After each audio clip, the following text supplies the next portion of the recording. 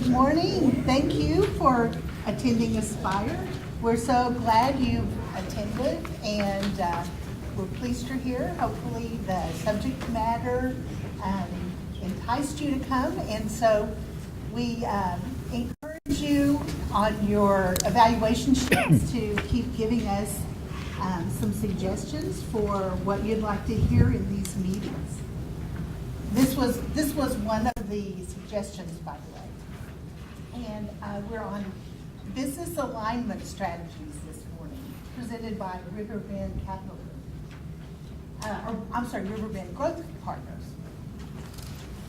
Chapman Next is pleased to present Aspire, and we are celebrating our 25th anniversary, and I'm sure you've heard that before, but we're excited about it.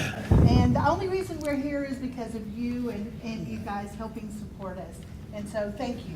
We really appreciate that. So this morning is by Riverbend Growth Partners, and you have presentations in front of you that you can look at and make notes on. And so I am going to turn it over to Don and let him introduce himself and his company, because he can do it far better than I can. And so thanks a lot for being here. And you have evaluation forms in front of you, and please fill them out, and we'll be back with you later.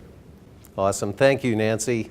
And thank you for the opportunity to help support Aspire. I think it's a wonderful institution that you've built for the community. Riverbend is actually comprised of two entities. One is Riverbend Growth Partners, which is a traditional fee-for-service consulting firm, and then Riverbend Growth Capital, which is a private equity firm. In essence, what we do is we utilize the methodology on the consulting side of the business to acquire businesses for the capital side. We're focused on the capital side at businesses that are flying under the radar screen of most private equity groups. And what our goal there is to really acquire them. Generally, they're below 3 to 5 million in EBITDA, and to move them up to a position where they're of interest to middle market private equity groups. So we, with us today, we've got actually 3 additional team members. Ken Farrell, who will be helping me with the discussion today. Kevin Dahlberg, raise your hand maybe or something. You know. And then Brian Yen, who joined us just a couple months ago, is doing an internship with the firm. So we're happy to be here, and hopefully this will be a little bit interactive. I need to warn you, there is a reasonable degree of audience participation. So hopefully the coffee was leaded, not decaf, and we're all ready to go here. Just to kind of help me calibrate how to start the discussion, if I could get a quick show of hands, in your leadership team meetings, weekly, monthly, whatever they are, how many of you have these 3 issues? You're making too much money. The team is performing at too high of a level. You know, you always got to bridle them back, keep them out of the office on Saturday and Sunday. And the doggone $50 million business has become so easy to run, it's barely a part-time job. Show of hands. We've got a new keynote speaker. What is where's Nancy? Were we supposed to present next month? Nobody raised their hands. Well, let me go ahead and introduce Ken. Here you go. No. All joking aside, we in the firm, we've worked with over 120 clients over the years, and I think we've concluded, and is the news here, by the way? This is important for the news, okay. We have concluded that the American public has been lied to. Has been lied to. Have we not heard all of our lives that the only 2 certainties in life are death and taxes? Wrong. There's a third. There's a third. And it has a very profound impact on every single business. It reads like this. Every business is perfectly aligned to get the results it gets. Anyone doubt that that's not a certainty? Here's the deal. Here's the deal. Business alignment is a lot like automobile alignment, right? Now, hopefully we'll see a few hands here. How many people have had problems with automobile alignment? Thank you. Oh, thank you. There is a God. Well, here's the deal. When your car's out of alignment, is it easy to drive? No. Is it cost effective to drive and operate? And if you don't fix it, what happens? It gets worse, not better. Business alignment works the same way. The problem with business alignment is you don't have a steering wheel that starts to wobble. But I think what you'll discover during the course of today is that there are lots of signs in businesses that things are wobbling if you understand them. You know, business alignment's like everything else in life, all right? It's invisible unless you know it's there and have the skills to do it. Let me illustrate with a short video. This is an awareness test. How many passes does the team in white make?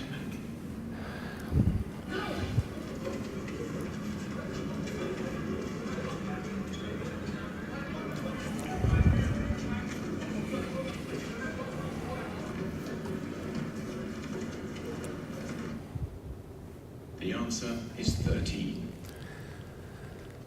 But did you see the moonwalking bear? What? Say what?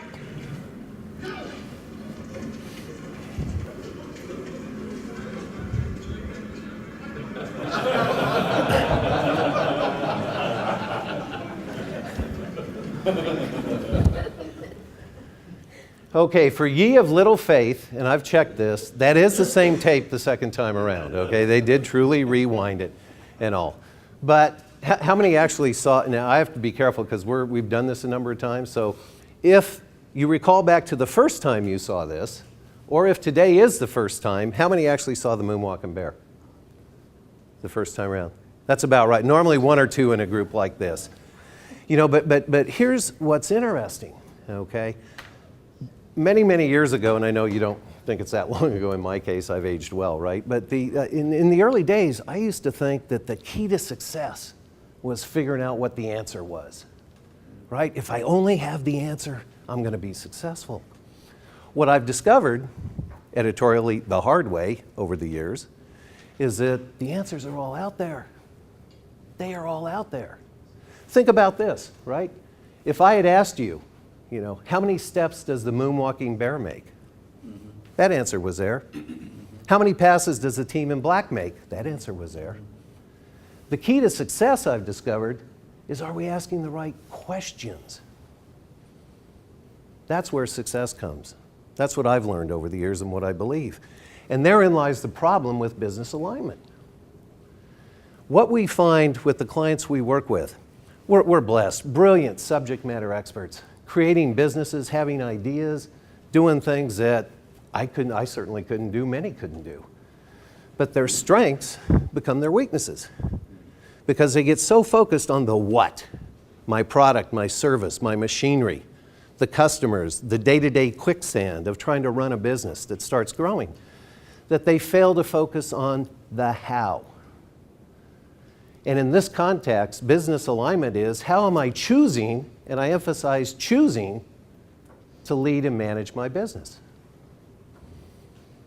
How am I choosing to lead and manage my business? And that's where the problem lies. They focus only on the what, not on the how. So, you know, if we look at this and we say, so why bother with business alignment? Yeah, the moonwalking video is kind of cute, and yeah, it's a catchy phrase, and yeah. Okay, why is it important? Are you guys familiar with Gallup? Gallup Research? Do a lot of polling, presidential stuff. They've been studying engagement and alignment for decades, okay? And what they've concluded is that there are very significant and very clear bottom line impacts that come from highly aligned businesses. And it's near and dear to our heart because you saw on the opening slide that our kind of tagline is because profit matters. we're hardcore P&L guys. In fact, in our practice, when we do an engagement on the consulting side, we actually won't propose if we don't believe we can deliver a multiple of whatever our fee is in the 12 months following our engagement.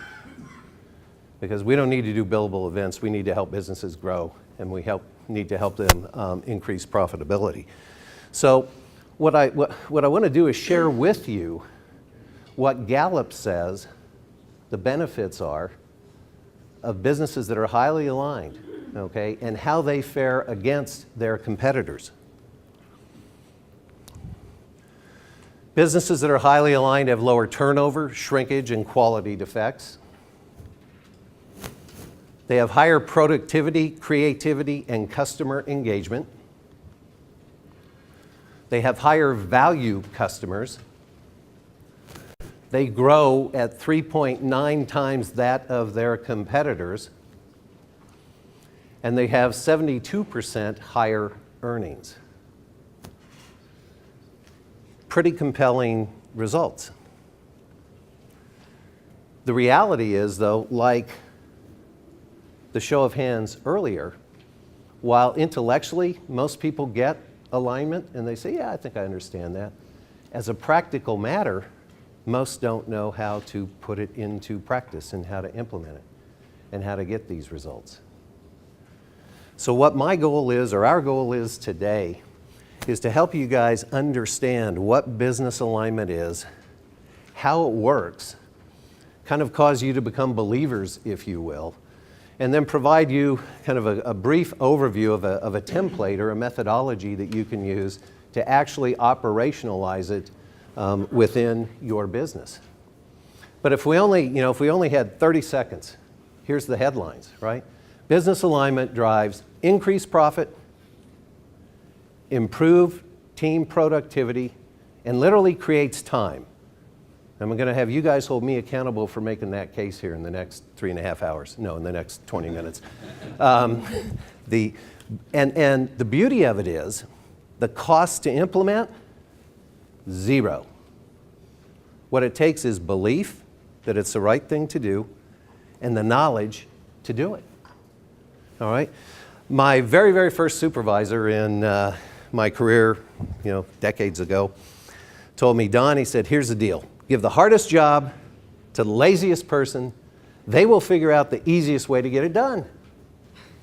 Maybe a forced certainty. Who knows? Okay. Now, what is not on the table for discussion today is why I got all the hard jobs. We ain't going there. Not today. Okay. But, and for the record, I don't condone that as a good performance standard, but it's actually a pretty neat way to think sometimes. So in that spirit, to help us get our heads around kind of what this alignment thing is all about, we're going to explore it through 3 key leadership roles: the role of architect, the role of builder, and the role of crusader. To keep it simple for me, which my wife always likes, in essence, the ABCs of leadership and management. Let's start with the architect. What's an architect do? Designs. Exactly. To get everybody on a common base here, what I'd like to do is share with you kind of some research as to how good of a job the architects are doing. I mean, generally, you can think of the CEO in an organization as the CAO, kind of chief architect officer, if you will. So going back to Gallup, does anybody know what the Gallup Q12 is? It's an employee engagement survey that's been done. Asked 12 questions. I would strongly suggest Googling it. It's a very powerful tool. Gallup's been doing it for several decades, and they've been tracking results domestically, internationally, and all. And what it tells you is what the degree of engagement is, employee engagement is in any given organization. And then they do the studies that say, okay, if it's a highly engaged organization, how do they perform versus those who are not engaged? So that's where we got the data from the previous stuff. Definition. What's the difference between an engaged employee and a satisfied employee? Is the mic on again? Okay. Performance. Okay. One aspect? It has to do with their passion. Passion. Loyalty. Anything else? Commitment, creativity, yep. Perfect. Accountability. The way to think about a satisfied employee, kind of in the worst case scenario, I come in at 9, I leave at 5, I take my lunch every day, I take my vacations, I add no value, I'm 100% satisfied on a survey. Okay? An engaged employee understands the business, is connected to the business, believes in the cause, if you will, and will run through that wall for you. So now, do you want a satisfied employee or do you want an engaged employee? Well, guess what? You don't get engaged employees if your business isn't aligned, and we're gonna take you through how that works. Here's what's sickening, frankly, and these numbers vary maybe plus or minus 1% a year, but in the surveys they do, 28% of the employees are engaged. 54% are not engaged. 18% are actively disengaged. That's a troubling group. Gallup will tell you that probably around 400 million a year is lost, and these are people that are consciously undermining businesses. They're folks in the manufacturing operation that are throwing a wrench in the works to stop it. Chronic complainers, exactly. And what's terrible, they a year ago did a kind of a histogram on this thing over the last 15 years, and these numbers didn't change. You know, so if you look at this, and if the benefits of having an aligned business and engaged employees are so great, you know, what's the problem? What's the problem here? What's going on? Inc. A while ago did a survey, 500 CEOs and their teams, asked these 3 questions. My leadership team agrees with and can clearly communicate my company's strategy. Everyone is held accountable for performance. And my employees can clearly state my company's value proposition. Now, what do you think the CEOs responded? Sure, exactly, you bet, heck yes. What do you think the employees and the teams responded? Any questions? We're done. No.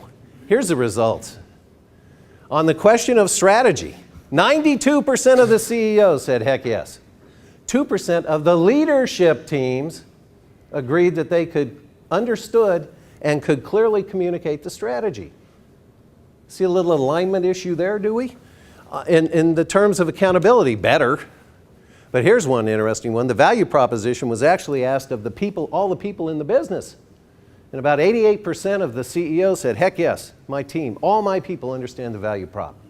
7% said they did. So if this is what's going on in the corner office,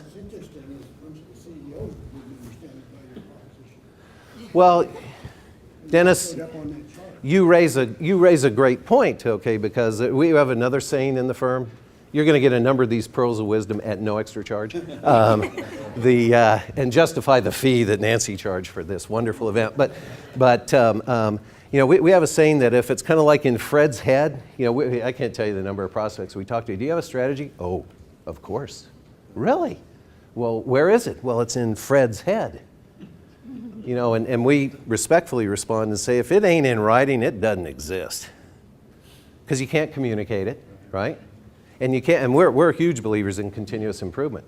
Well, if you don't document the as-is state, how do you know how to tweak it and improve it? How do you know what progress you're making? You know, it just doesn't work that way. So you're absolutely right, Dennis. Thank you. Harvard did a study a couple years ago. 667 managers managing knowledge workers. Study over 2 years, over 12,000 diary entries. So they're talking to the employees and their teams and things of that nature. And what they were focused on is gaining an understanding of how, from an importance standpoint, these 5 dimensions drove engagement. Okay, so incentives, recognition, clear goals, making progress, and interpersonal support. Okay? So those were the 5 items. What do you think the manager said was numero uno?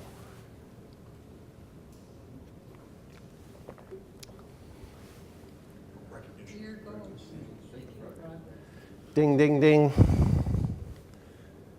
Number one response by managers, recognition. Okay? What do you think the people said?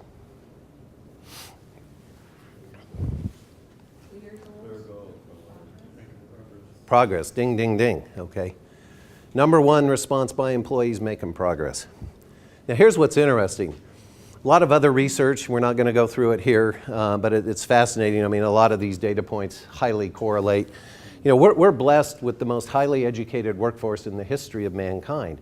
Very different needs from a social standpoint. You know, money, the whole idea of, you know, I'm going to retire, white picket fence stuff, which is what my dad and grandpa aspired to, is not at all what's going on today. Yet, we're still managing, we're still leading as if it was. Okay, so I think part of the gap that exists here, and the next one's kind of a shocking thing, guess what? The managers ranked dead last. Making progress. So the most important thing to the people is the last thing on the managers' minds. So you got CEOs that are out of touch, right, or have a very different perception of reality. And you've got middle managers who don't understand on a day-to-day basis what's important to their people. The other thing that Gallup has learned, and you can read this better in the handout, but Gallup says the employee's understanding of how their roles fit with the business strategy is the basic factor in engagement. They want to be part of a cause. They want to be part of something bigger. They want to make a difference. They want to make progress. And if only 2% of the leadership teams agree with and can communicate the strategy, it's no wonder, you know, that you've got a situation like this. So, you know, you look at these data points, and there's piles more that support this.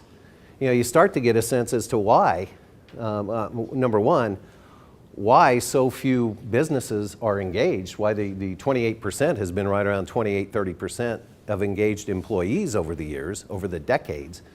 Okay, but I tend to turn that around, and you'll see on some of the things, we believe in strengths and opportunities. There are no problems. Problems are to be solved, they turn into opportunities, right? So the opportunity is, if you believe that business alignment is the right thing to do and can make a difference, you can create a no-cost, I repeat, no-cost competitive advantage. Because there's a lot of people out there that either don't believe it, don't care, don't have the time, or whatever. So, you know, you say, Don, this sounds great. Do you have more videos, or what's going on? How do you start to deal with this? So what do we do? How do we start to operationalize that? Let's talk about the role of a builder. I think we all know what a builder does. The model that we think about in a business building context really deals with 3 dimensions, okay? First one is, do you know where your business is headed? You got to know where you're headed. Second dimension is, do you know how you intend to get there, wherever there is? And it's different for every business. And the final one is, have you developed a result-based culture? So what we're going to do over the next 5 minutes or so is I'm going to have you guys do a little bit of a self-assessment. We're going to do a case study that'll correlate the self-assessment to the case study. And what I want to do, there's a handout, the shorter handout that you guys have. There's a survey on the bottom of it. You're not going to have to turn these in or report on them. We're not going to do group therapy or anything like that. But if you could just take a minute and fill out this survey for your business. Okay, everybody about done? Now, the next thing I'd like you to do is see the red box up top? Hopefully it's red on the copy. Write in the following. I know where my business is headed. In the purple box below it, I know how I intend to get there. And then in the green box, I have a result-based culture of accountability and overachievement. What you all have just done is got an awfully doggone good start on figuring out where the moonwalking bears are, so to say, in your individual businesses. Because these are the types of things, kind of the tactical, seemingly boring to the real, creative types that are critical to building a foundation in a business and to aligning the doggone thing. Okay? So you now have a sense, if by way of benchmark comparison, and we've, over time, we've collected a number of these surveys, probably have just under 1,000 of them in the database. And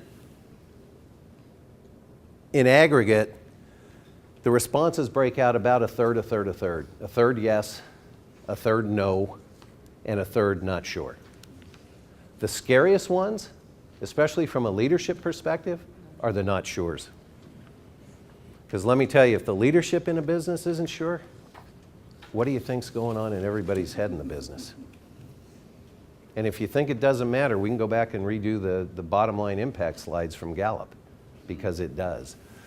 So let's do a little case study. You've got now your assessment, you're thinking about what some of the elements are of this thing. Here, let me do the setup. The vision, the setup is 3 teams, 3 race car teams. It's a race from LA to New York, okay? All 3 teams share the same vision, simplistically to win the race, okay? What we're going to examine, though, is each one's strategy, their objective, and their tactics, because I think you'll find they're a wee bit different. Here's Team A. Strategy, head east. Objective, drive until we get there. Tactics, pray we don't run out of gas. This is in Fred's head. This is the kind of stuff in Fred's head, let me tell you. Okay, Team B, use a map strategy. Ooh, you like that better? A little better? Okay. Objective, get to New York sometime. And they're going to follow the interstate highway system. Hey, that's better than praying you don't run out of gas. The only problem is you kind of get in the eastern half of the U.S., might get a little bit more complicated. Right? So who are you liking so far? Team A, what's the good money, smart money running on right now? A or B?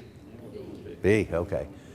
Team C, strategy, determine quickest route alternative. Objective, drive 2,776.7 miles in 39 hours, 37 minutes.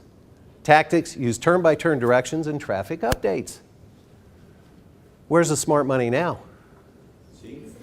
Why? That's a plan. One plan.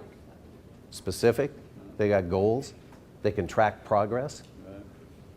Etc. A and B, rots a ruck. What I would suggest is Team C, that's the 28%. That's the 28% that we looked at earlier in terms of aligned, engaged organizations. The other 72%, A and B. A and B. Now, so in the context of where are we headed, how are we going to get there, you kind of start to see variations of that. That's what we're trying to get our head around here. Now, let's talk about the team, okay? Team deals with culture. Culture is not something HR worries about as a tertiary priority, okay? Culture should be the number one thing that the CEO worries about every single day, okay? Culture, by the way, so we're on a common definitional base, is what you do. It is not what you say.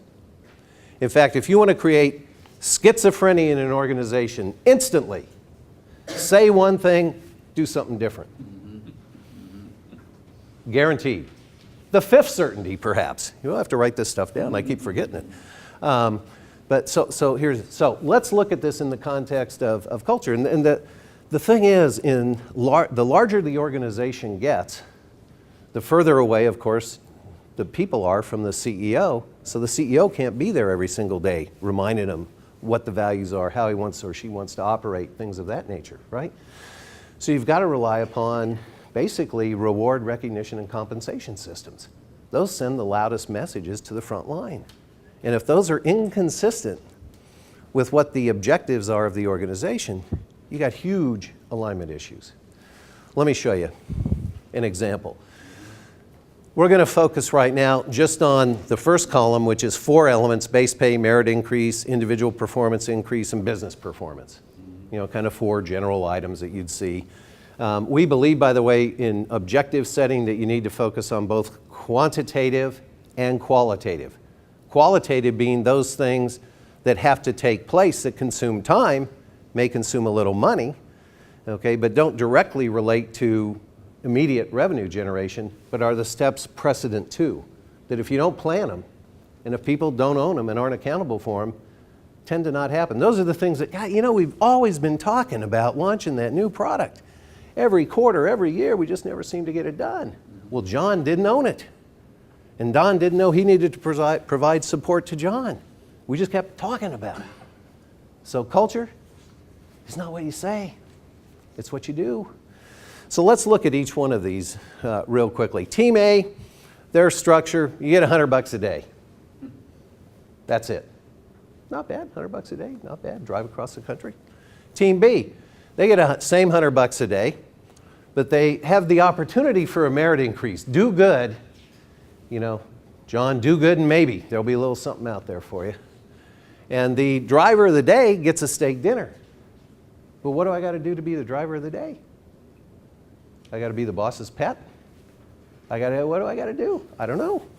Team C, $100 a day, merit increase. There's a defined range based on performance expectations that are communicated. There's a $20 cash bonus if miles driven and gas mileage exceeds KPIs. Because we know, right, what we should be doing. We know the miles, we know the time, we can calculate mileage, so there's metrics there. And from a business standpoint, they'll receive 10% of the race winnings. So there's something in it not only for them, but they're also driven by what's going on from a business perspective. Okay? Which team do you think is going to perform the best? Let me ask you this. I agree, you're right. Team C can align itself because it's got the metrics. It knows where it's headed. It knows how it intends to get there. And it's created a structure based on results, accountability, and overachievement, right? Do you think Team A and Team B can even align? How do you align with do good and maybe? How do you align with, pray we don't run out of gas? Sure luck. You got it. Sure luck. So I would submit to you guys that A and B don't have a chance. The good news is, from a leadership perspective, that's 72% of your competition. So what do you want to choose to do? Okay. Now, in terms of messages, I mentioned earlier, reward, recognition, compensation, send the message to the people, right? So what, in just one or two words, how would you characterize the culture of Team A? What do you think that message is? What's our culture based on? Go get 'em, boys. There is no culture. Thank you. Who's ding, ding, ding, show up? There you go. You win a plate of fruit. So Team A, show up. That's the message. All you gotta do is show up. That's the only thing that's important. Because if you show up, you get your check. That's cool. Team B is effort. It's kind of the do good and maybe, work hard, et cetera.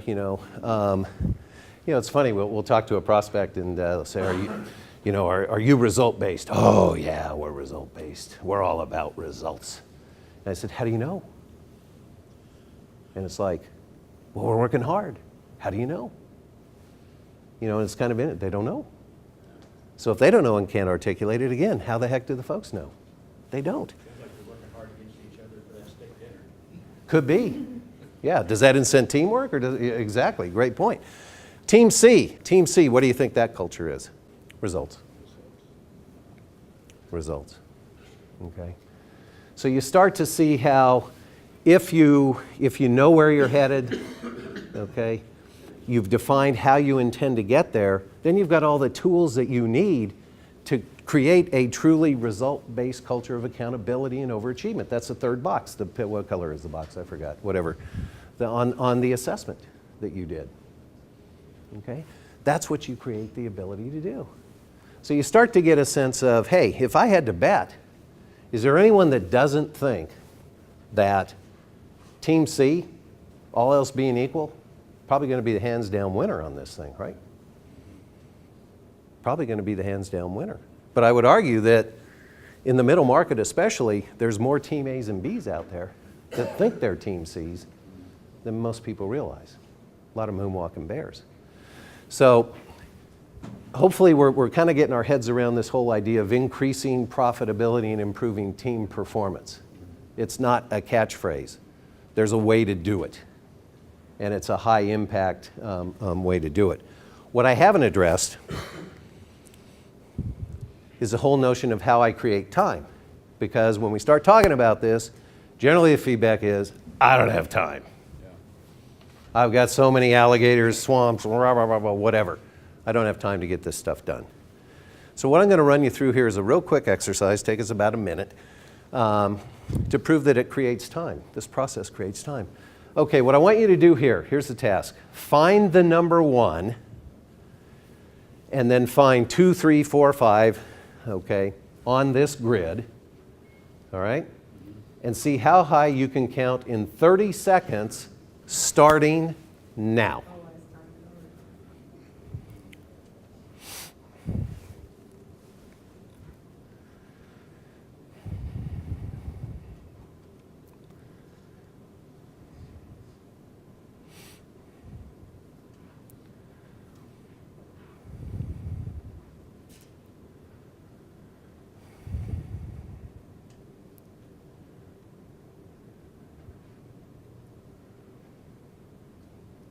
Stop.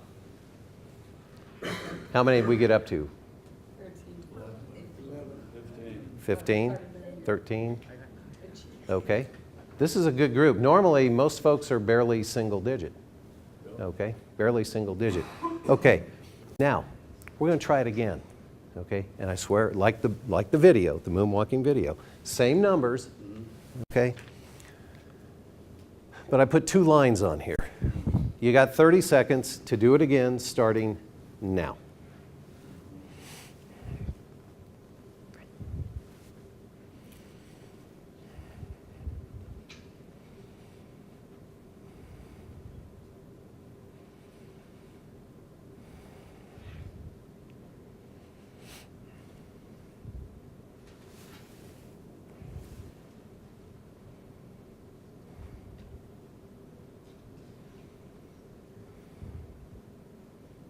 Stop. How'd it go this time? Much better. What were the numbers? 28. 28. 15. Most people probably double or triple or more, okay, what they did. So what's happening here? What's going on here, right? Did everybody see the pattern, by the way, by putting the lines on there? Yeah. You know, 1, 2, 3, 4, 5, 6, 7, 8, right? It went by quadrant. So once you caught the hang of that. Plus you had a little bit of a jump start this time because you at least went through a few of the numbers previously, right?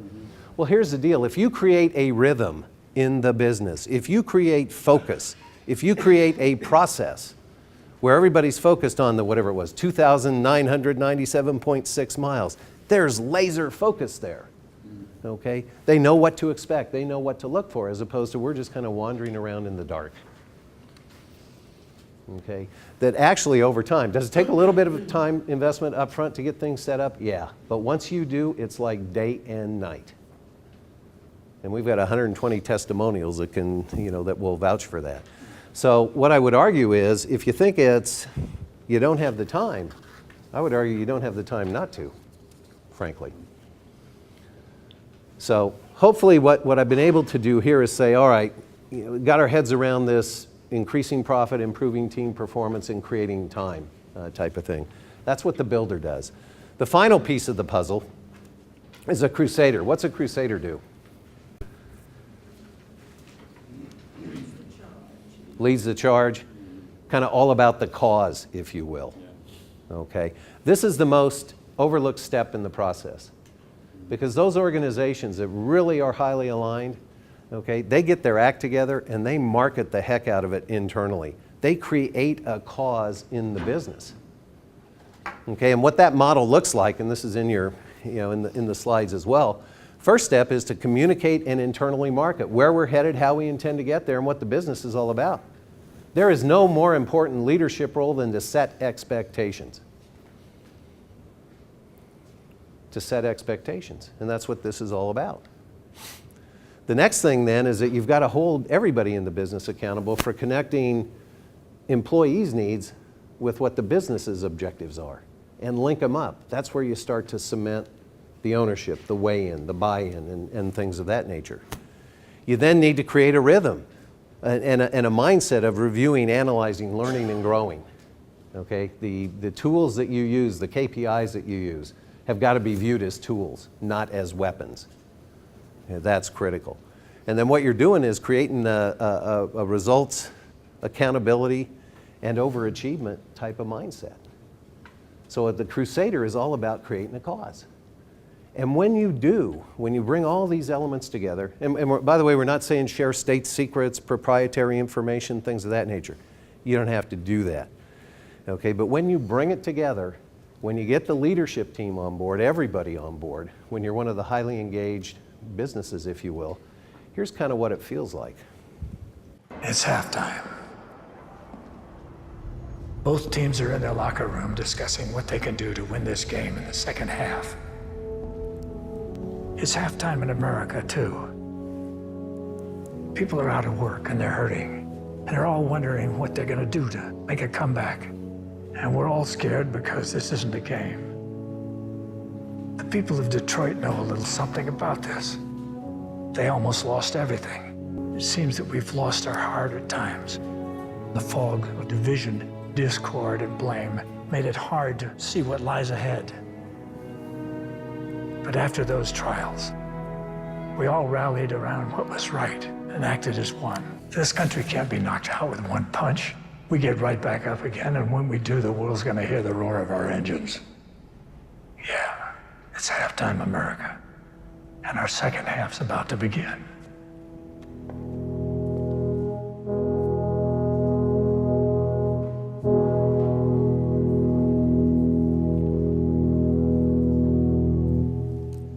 How'd that make you feel?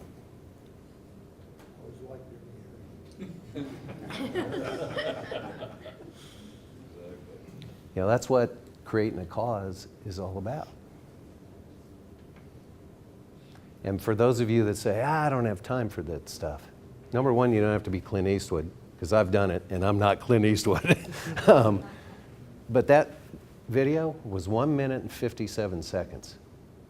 So if you think you don't have time, I would suggest you hold up the mirror and ask yourself again. Okay, because it's that important to the business. So in summary, before we move to the template that we want to share, 3 key roles. You got the architect, builder, and crusader. Think about the architect, they align, right? So it's architect's all about alignment. The builder is all about engagement, right? How do you start driving the culture, the KPIs, you know, and all that kind of stuff. And the crusader is what? Create a cause. Take what you've done, take the great work that you've done with the team, and market the heck out of it internally to create a cause within the business. That's what it's all about. At this point, what I'd like to do, and we'll spend just a couple of minutes here, I'd like to introduce Ken Farrell, who will take us through, and this should be again in the handouts and everything, the tool or methodology, literally, that we utilize with our clients to build their businesses and ensure alignment is in place. So, Ken. Thanks, Don. First thing I'd like to do is appeal to your sympathies. I have to follow Don, Clint Eastwood, and the moonwalking bear, and I got one slide. So, but what we were challenged to do was, am I on? Oh, 10 minutes, sorry. What we're challenged to do was to take and put the whole methodology of alignment and integration on one slide. And we've managed to do that. Now, what you'll see on this slide, you'll say, well, there's really not anything new there. And that's the point, all right? The way you achieve alignment is, as Don said, is leadership has to tell the organization where it's headed. You have to have a way to say, how are we going to get there? And then how are we going to create a result-based culture of achievement and overachievement and results? And the way you do that is on the left-hand side, we have the elements of putting together a strategic plan.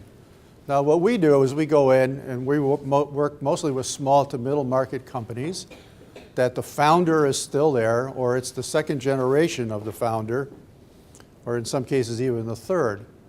The founder was probably, as a generalization, a subject matter expert that drove that subject matter expertise through the early stages of revenue growth. Probably didn't work anywhere else other than the company that they founded, and then turned it over to the second generation, who probably worked in that business and not anywhere else. And the point is, they didn't have a rich background of looking at management systems and appreciation for strategy and how to deploy the strategy. That also is the same thing for large organizations. There's a large US airline based in Dallas that I heard the CEO in a forum group one time say that he said, our strategy is clear. I just can't figure out how to get the troops to rally around it. Had another CEO say, we know what the strategy is, I just can't make anybody accountable. So what this does, and by the way, the whole concept of alignment is also about consensus building.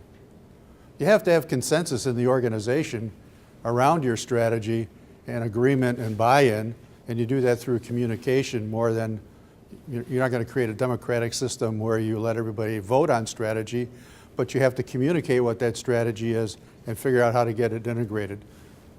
And we could spend, I got less than 10 minutes now, but we could spend the rest of the morning just on the left-hand side of this slide. When we go in and we ask companies if they have a strategy, typically 80% to 85% say no. And they don't appreciate strategy. Now, when we get involved, we don't write 135-page strategies like Don and I used to do when we were in corporate America. You got a leather-bound book, you got your name on it, you had to sign for it, you had to tell people where it was. And, oh, by the way, that wasn't integrated and aligned either. We write 10 to 15 pages of strategy so that you can keep it simple, but you have to say, leadership has to say, where is the organization headed, and how you get there is as you move to the right side of the slide. We go in, and because strategy is made up of things that are new, you also want to keep your eye on the ball for things that are day-to-day activities. So we ask the organization, tell us what the 6 to 8 things are that you must do well to be successful in your market. FedEx has to deliver packages by 10:30 in the morning. If you manufacture things and advertise them for sale, you need to have them on the shelf. How well do you do shipping product when customers order it? You ought to be in the range of 95% plus. Amazon has set a standard for having things available. So that's a critical business factor. So what are those 6 to 8 things that you have to do every day? And we want to make sure that we create metrics for them and we don't forget about them, because that's where the success of the business lies. Now, what are your strategic plans for the future? Where are you headed? New products, new markets, whatever it is, simply described in your strategy. And when you do that, you come to the end of that first box there, the annual objectives. You create metrics and goals, as Don has mentioned. And if you create those metrics and goals and you deploy those into the organization to the right person, you're starting to create that alignment. You're going to create reward and recognition around those things in your culture piece, such that if I achieve this objective, it's like the teams, the A, B, and C teams. The C team had a buy-in. If they achieved their objectives, they got some reward. People want recognition and reward.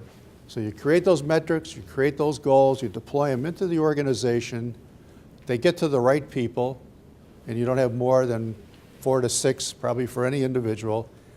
They know you've communicated to them where we're headed, how we're going to get there, and more importantly, how you participate in that. What do I have to do to help the organization move forward? Because one of the top 3 things when we go in and start working with an organization and conduct interviews of the people, always in the top 3 when you talk about issues, is communication. I don't know what's going on. I don't say it exactly this way. I don't know where we're headed, and I don't know how we're going to get there, but in effect, that's what they say. Now, if you can get people lined up with where you want to go, and they're part of how you're going to get there, productivity goes up a minimum of 15%. So if you have 100 people in your company, and when they put their feet on the floor in the morning when the alarm goes off, and they say, oh, damn it, it's Thursday, it's not Saturday, and I got to go to work, you want them to put their feet on the floor, come to your building and say, I'm here, and people don't say it exactly this way, but I'm here to make things better, because if I work on my goals and my objectives, I'm going to help this company move forward. If I improve and I achieve the goals and objectives, I'm going to be rewarded for that. Now you're aligned. You got people aligned. So how do you get people aligned? You deploy your goals and objectives consistent with your direction, and they get rewarded and compensated for that. You also can assess their performance, and you can develop improvement techniques. The continuous improvement organization lives in these environments, and then you cycle back to the beginning. This is what we call a closed loop continuous process. Every year you do the plan over, but since you improved last year, you keep ratcheting up as you go through the plan. Now, we could really spend the whole morning on here, because even in something as simple as the mission statement, which is where we start. Now, how many of us, I won't ask for a show of hands, but how many people have seen a mission statement that's extremely unique? Not many, but that's not the point. The issue is, yet when you put together a mission statement, we ask the management team to answer 4 questions. Who are we? What do we do? Who do we do it for? And why? And so we give them the assignment the night before. We say, we want you to go home, write a 25-word mission statement, come back tomorrow, read it to the group. We'll pick one to start with, and we'll build a mission statement. How much time do you think it's going to take? We'll be out of there in an hour. Without fail, 4 hours later, when we have this session, somebody says, I can't believe you people believe that's what we do. So as simple as that, you start the process of building consensus in the organization. Don and I had an occasion last year to work with a group that was extremely contentious. They were high, everybody was a type A, they all had lots of ideas. My way was the best idea. And the funny thing was that and we were told that this was going to be a difficult group, at the end of the mission statement, after they went through all of that hand-wringing and haranguing each other, there was peace and quiet. Man, they were focused when we got to the next steps of the process. They weren't arguing about what the output of the company was. They weren't arguing about the objectives and so forth. They had reached consensus, and I cannot tell you how powerful that is. So a part of alignment's not complicated. It's not hard to understand, but it has to have a methodology. And if you do it right, it has enormous benefits to the organization. And to the people that we work with, the founders and the next generation, it's generally about valuation. This process drives valuation. You drive the profit, you drive the multiple, you drive the valuation. And in our case, that tends to be the retirement plan for most of these people. So A, alignment is important. B, it's not hard to achieve. C, you just have to have a methodology. So Thanks. Thank you very much. Yep.